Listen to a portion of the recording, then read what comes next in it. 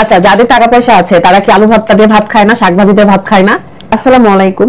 দয়া করে আপনারা এখন একটু স্টপ যান, কারণ সে এখন ঘুমাচ্ছে, সে রুমে আছে, আমি রুমের মধ্যে। সো প্লিজ আপনার এই টপিকটা নিয়ে আর কথা বললেন না।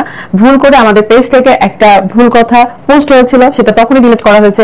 এটা নিয়ে আপনারা মাতামাতি করছেন আর আমার চোখের নিচে কালো দাগ নিয়ে মাতামাতি করছেন। প্লিজ আর করবেন না।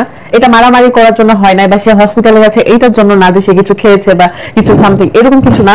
যেহেতু গন্ডগোল হয়েছে এন্ড তার ছোটবেলা থেকে হার্টের একটু সমস্যা, সে কিন্তু ছোটবেলা ইন্ডিয়াতে হার্টের চিকিৎসা করাতে গিয়েছিল। আপনারা একটু রাতের ব্যাকগ্রাউন্ড চেক করেন, তার ফ্যামিলি ব্যাকগ্রাউন্ড চেক করেন। এন্ড আমার শ্বশুর বাড়ির ফ্যামিলি এরকম না যে এই ধরনের স্ক্যান্ডাল নিয়ে চলাফেরা করে না, ঠিক আছে? তারা যথেষ্ট ভদ্র ফ্যামিলি এন্ড আমি অনেক লাকি যে ফ্যামিলিতে আমি এসেছি। সো আপনারা আজাইরা কথাবার্তা প্লিজ বললেন না, এগুলো নিয়ে ভিডিও বানায়েন না। আরেকটা কথা, যে আপনারা অনেকে বলতেছেন না যে আমার শ্বশুর শাশুড়ি যে ভিডিও করেছিলাম অ্যানিভার্সারি, সেটার জন্য সমস্যা হয়েছে। কোনোদিনও না, আমার শ্বশুর শাশুড়ি এগুলো নিয়ে মাথা ব্যথা নাই, ঠিক আছে? আপনারা আপনাদের মন মতন ভিডিও বানাচ্ছেন মনের কথা বলে, কোনোদিন ওই বিষয়ে কথা বলেন। আপনারা বলতেছেন এই যে আমার শ্বশুর শাশুড়ি পাশে বসে আছে, আজ তাদের কোনো সমস্যা নাই। প্লিজ আমি রিকোয়েস্ট করতেছি। আমি তো বললাম যে আমার হাজবেন্ডের কিন্তু অনেক বেশি মাথা গরম। সে হচ্ছে কথা কাটাকাটি হচ্ছিল আমাদের মধ্যে, কোন স্বামী স্ত্রীর মধ্যে কথা কাটাকাটি হয় না বলেন? কিন্তু তখন আমার এটা কিন্তু হয় না, এটা আমার অন্য কারণে হয়েছে, কিন্তু সে আমার গায়ে কখনো হাত তোলে না। প্লিজ এসব আপনারা বলা বন্ধ করেন। 9টা বছর হয়ে গেছে একটা সংসারের, আর কি করব? মানে আর কি আপনাদেরকে বলবো? আমাকে দেখে বা ওকে দেখে কি কখনো মনে হয় যে আমরা মারামারি করবো? সে যেহেতু আমার সাথে কথা কাটাকাটি হয়েছে এন্ড সে অনেক বেশি টেনশন করতেছিল, জন্য তার শ্বাস প্রশ্বাসের সমস্যা হচ্ছে না, তার হার্টের সমস্যা আছে। তো এই কথাটাই প্রথমবার বললাম, আপনারা একটু খোঁজ নিন। সে অনেক ছোটবেলায় ইন্ডিয়াতে যে কিন্তু চিকিৎসা করে আসছিল এন্ড তার একটা বড় ভাই হয়েছিল, ওর জন্মের আগে সে মারা গেছে, তারও হার্টের সমস্যা ছিল। তো আমার শ্বশুর শাশুড়ি তাকে নিয়ে খুবই সিরিয়াস।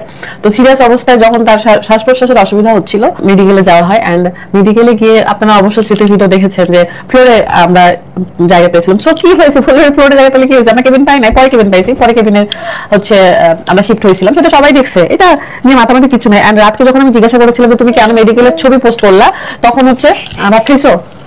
তো যখন আমি বললাম যে তুমি কেন মেডিকেলে বসে থাকা বা অক্সিজেনের ছবিগুলো পোস্ট করলা, তখন বলতেছে আশেপাশে থেকে এত মানুষ ভিডিও করতেছিল, এত মানুষ ছবি তুলতেছিল যে নিজে এটা পোস্ট করছে, যেন ওটা মানুষের কাছ থেকে না জেনে তার কাছ থেকে জানতে পারে।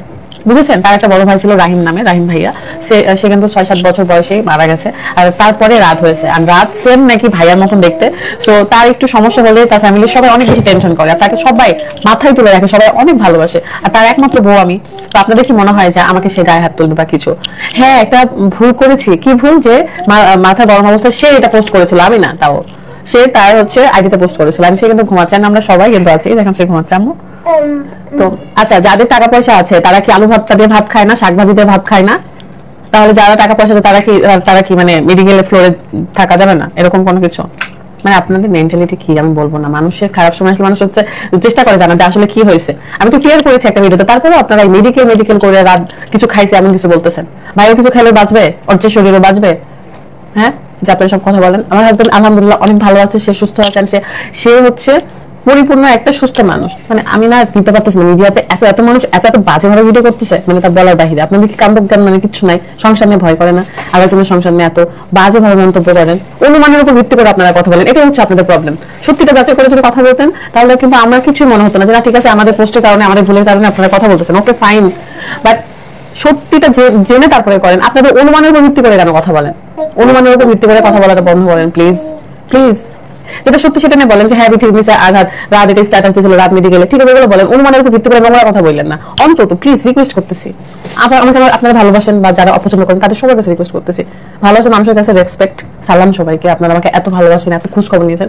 যারা হেটার্স আছেন, যারা পোস্ট করতেছেন বাজে বাজে, তাদের কাছে প্লিজ রিকোয়েস্ট করতেছি, বাদ দেন।